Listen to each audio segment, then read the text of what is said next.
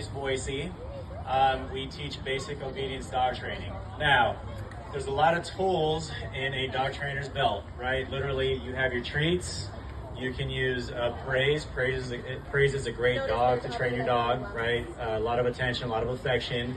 There's also prong collars with pressure training, slip leads, shock collars, and then the e-collars, which we're talking about today. So a lot of people have a negative association with shock collars and e-collars, kind of similar technologies, but the difference in sensation for a dog between a shock collar and an e-collar is a shock collar is more of like a punch in the face versus an e-collar is a tap on the shoulder. So what we want to do is figure out how to get your dog's attention to turn the sensation off so they're making the correct decision for themselves versus you having to tell them 100% of the time.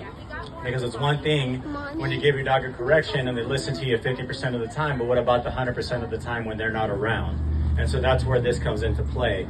Now, some folks, they'll make the mistake and put this collar on only when the dog is misbehaving.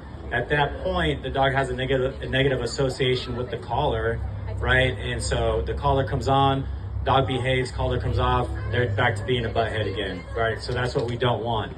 So the first rule we want is to make sure that this collar is on from the time the dog wakes up to the time the dog goes to bed. So it gets treated like another accessory, just a pair of shoes, okay? As far as fitting the collar, we want to make sure that it's on the left side or the right side of the neck. If it's on the throat, there's no muscles there and they're not going to feel any stimulation. There's really no point in having it on. Tightness, we want to make sure that you can barely fit 2 fingers underneath the collar. If the collar's too tight, the dog's going to let you know, right?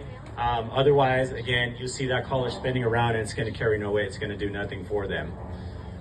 There's a couple of rules when we're talking about dog training. The first rule that I like to give is you get what you pet. So if you pet a jumping dog, you're going to get a jumping dog. If you pet a nervous dog, you're going to get a nervous dog. I have so many phone calls from clients that we work with. They're like, oh, every time I take my dog outside, you know, they see a truck or they see another person, another dog, tails tucked between their legs and their hide, right? And they're just scared. I'm like, well, what do you typically do in those scenarios? Well, I pet them, tell them it's okay. Your dog sees you as the most rewarding thing, right? So if you pet your dog while they're acting nervous or have that separation anxiety, they're going to continue that behavior because they think, oh, I'm going to get a reward for acting this certain way, right? So we stay away from that. We're using the collar. We want to make sure that we give, you give your dog 2 seconds to make the correct decision for themselves. So when they really understand what this is, in other words, Fido sit, he doesn't sit. 1, 1,000, 2, 1,000, make the correction, right? We gave him 2 seconds, and then this way he knows, oh, the sensation went off, my owner told me what I have to do, collar comes off, and they know, right, at that point we're conditioning them and programming them. There are a few different corrections. You have your verbal corrections and your silent corrections. So your verbal corrections are used anytime there's something with the heartbeat. So it doesn't matter if it's a dog, if it's a squirrel, if it is the neighbor dog that's behind you that is causing a nuisance and both of your dogs are barking at each other, right? Anything that's alive, we want to marry it with the command no, the verbal correction no, along with the collar. Anything that's not alive with your silent corrections, once again, your dog has to know what this collar means. Your silent corrections are going to be any of those inanimate objects. So if they're jumping on the counter, if they are getting into the garbage can, if they're digging, any of those things, you stand in the back of the room, you press the button on the remote, dog's going to be like, what the heck, mom, dad didn't tell me to do anything, right? After that, then the collar goes off, and after multiple repetitions, we've conditioned the dog, and the dog you'll start seeing those behaviors decrease. Now we do this thing called a cheese test, and I'm sure everybody's heard the juice is worth the squeeze, right? We put a piece of cheese on the floor. Dog's gonna be a dog. Dog's gonna try and go after the cheese, right? We start slowly turning up the dial on the remote.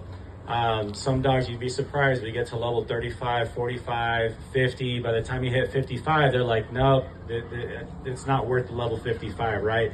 It's not hurting the dog's not yelping. It's just that cheese is more rewarding to them, right? Again, we want to make sure that we are able to correct their behavior and just going right above their excitement level. So if their energy level is here, we want to make sure we cap them here. If their energy level is way up here, we want to cap them up here. Okay? Any questions on collars and how to use them? Comments? No? Okay. Well, that's all I have. If y'all want to learn more, happy to help you out there over there at our stand at our booth and just tell you more about our program. And thanks again for hosting and letting us be here.